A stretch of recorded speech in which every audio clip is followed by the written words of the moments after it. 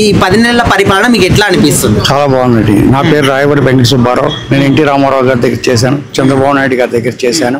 పవన్ కళ్యాణ్ గారు అసలు కూటమిలోకి రావడమే ఒక ప్లస్ పాయింట్. వారు వచ్చిన తర్వాతే ఈ విజయం లభించింది. అటు బీజేపీని ఒప్పించారు. ఒక టైంలో అసలు తెలుగుదేశం పార్టీ బీజేపీ వ్యతిరేకంగా ఉన్న టైంలో పవన్ కళ్యాణ్ గారి పాత్ర చాలా ఎక్కువగా ఉంది. వారు ఢిల్లీ వెళ్ళి అమిత్ షా గారితో, మన వీరితోటి అందరితోటి, ప్రైమ్ మినిస్టర్ గారితో, మోడీ గారితో అందరితో మాట్లాడి సంప్రదించి ఇప్పుడు చాలా బాగుంది, మనం కలిసి పనిచేద్దామని చెప్పి పవన్ కళ్యాణ్ గారు వారందరినీ ఒప్పించి చేశారు. ఈ కూటమి ప్రభుత్వం ఏర్పడటం మూలాని వీళ్ళకి వైసీపీ వాళ్ళ గుండెల్లో గుబులు పెట్టుకుంది. ఎప్పుడైతే పవన్ కళ్యాణ్ గారు జైలుకి వెళ్ళి చంద్రబాబు నాయుడు గారిని ప్రశ్నించి ఈరోజు మొత్తం జనసేనతో కలిసి పోటీ చేస్తుంది, తెలుగుదేశం పార్టీతో కలిసి పోటీ చేస్తుంది అనగానే అసలు వాళ్ళకి అప్పుడే అర్థమైపోయింది ఓటమి వచ్చేది. ఎందుకంటే అసలు వైసీపీ లాస్ట్ టైం గెలిచింది కూడా పవన్ కళ్యాణ్ గారి మూలాన్ని ఓట్లు డివైడ్ అయ్యి. సరే, ఇప్పుడు చాలా మంది రాజకీయ నాయకులు ఎట్లా అంటే మేము డబ్బులు ఇస్తున్నాం కదా మీరు పనిచేయండి అనే విధంగా చాలా మంది ఉంటారు. కాకపోతే ఈయన అట్లా కాకుండా అది గిరిజన ప్రాంతాలు కావచ్చు, మారుమూల ప్రాంతాలు కావచ్చు, కొండ ప్రాంతాలు కావచ్చు, ఎక్కడికైనా వెళ్ళి స్వయంగా పనులు చేయిస్తున్నాడు. సో ఇదంతా చూస్తే పనులు చేయించడమే కాదండి, పవన్ కళ్యాణ్ గారు గిరిజన ప్రాంతాలకు వెళ్ళి రోడ్లు వేయిస్తున్నారు. ఒకప్పుడు ఒకళ్ళకి ఎవరికైనా పాపం ప్రెగ్నెన్సీ రావాలంటే ఒక 2 దాని మీద మోసుకుని వెళ్ళి చనిపోయిన వాళ్ళు చెడితే తీసుకురావాల్సి వచ్చేది. రోడ్లు లేక, బస్సులు లేక చాలా అవస్థపడేవారు.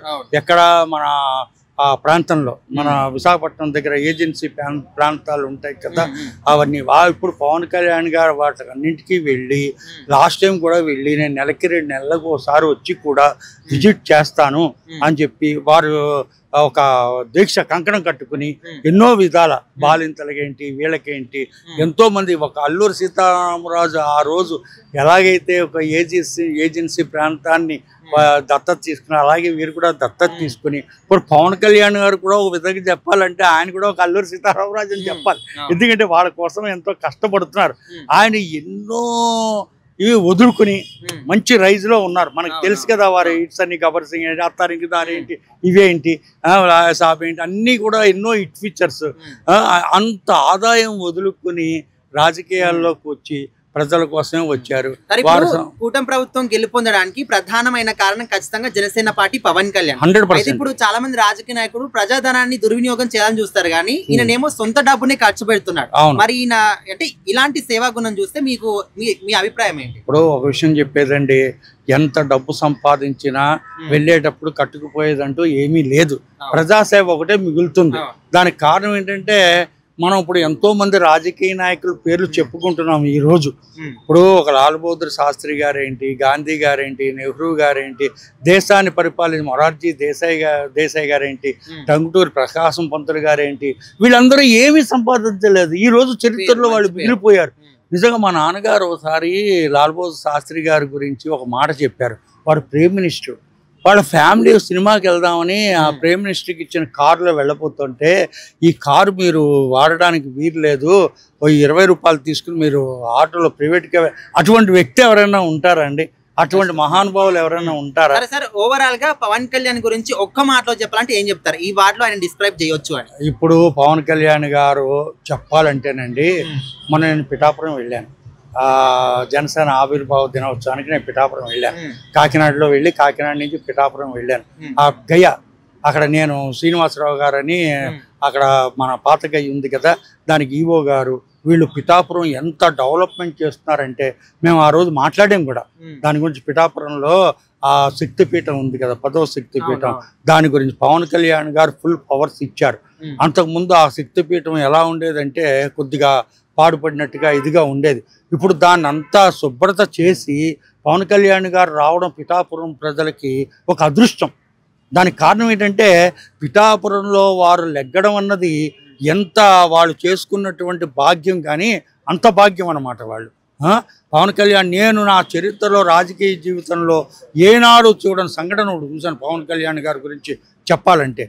కాకినాడ నుంచి పిఠాపురం వరకు కూడా ప్రతి అడుగు, ప్రతి 5 అడుగులకి, ప్రతి 10 అడుగులకి కూడా కొన్ని పెప్సీలు, 1000 పెప్సీలు పెట్టారండి. నా జీవిత చరిత్రలో ఇన్ని రాజకీయ పార్టీలు చూశాను, ఇన్ని రాజకీయమైనటువంటి మోడీ గారు వచ్చినా కానీ ఎవరు వచ్చినా కానీ అన్ని పెప్సీలు ఇటు కాకినాడ నుంచి అటు పిఠాపురము, కత్తిపూడి, అన్నవరము, రాజమండ్రి నుంచి వందల వేల పెప్సీలు పెట్టి నిజంగా ఎంత విజయవంతంగా జరిగిందంటే అటువంటి సభ కనీ విని ఎరగని జీతిలో జరిగింది. ఏంటండి బాబు, ఏంటి కొన్ని వేలు పెప్సీలా? ఒక 5 అడుగులకి 10 అడుగులకి ఒక ఇది కటౌట్ అనమాట, 5 అడుగు 10 అడుగులకి ఒక కటౌట్ అనమాట. కాబట్టి పవన్ కళ్యాణ్ గారు చాలా బాగుంది. ఆయన నెక్స్ట్ సీఎం అయ్యే అవకాశం ఉంది. మంచి పరిపాలన కూడా చాలా బాగా చేస్తున్నారు. ఇటు లోకేష్ కూడా చాలా బాగుంది. కూటమి ప్రభుత్వం ఇలాగే కొనసాగితే ఇంకో 10-15 సంవత్సరాల వరకు తిరుగులేదు. First point. ఇప్పుడు ఇంకోటి ఏంటంటే ఈ వైసీపీ వాళ్ళు ఇప్పుడు ఎలా వీళ్ళని వేరు చేయాలి, ఎలా మళ్ళీ ఇది చేయాలని చాలా ప్రయత్నాలు చేస్తున్నారు. కానీ అవేమీ పవన్ కళ్యాణ్ గారు, చంద్రబాబు నాయుడు గారు కలిసే ఉంటారు. ఏది చెప్పినా కానీ మనం చూసాం కదా, ఎమ్మెల్యేస్ వేసినటువంటి సంస్కృత కార్యక్రమాలన్నీ కూడా చాలా ఎంత ఎంజాయ్ చేశారో అంత ఎంజాయ్ చేశారు. నిన్నేమో కృష్ణదేవరాయలు గారు ఓ మంచి పార్లమెంట్లో మంచి స్టేట్మెంట్ ఇచ్చారు. ఏది మద్యపాన నిషేధం గురించి. ఢిల్లీ గురించి చెప్తారేంటి, ఢిల్లీ గురించి అంతా ఏమీ లేదు, అంతా ఇక్కడే ఉంది అని చెప్పారనమాట. చక్కగా ఇంతకు మంచిగా ఇది జరుగుతూ ఉంటుంది. Thank you sir.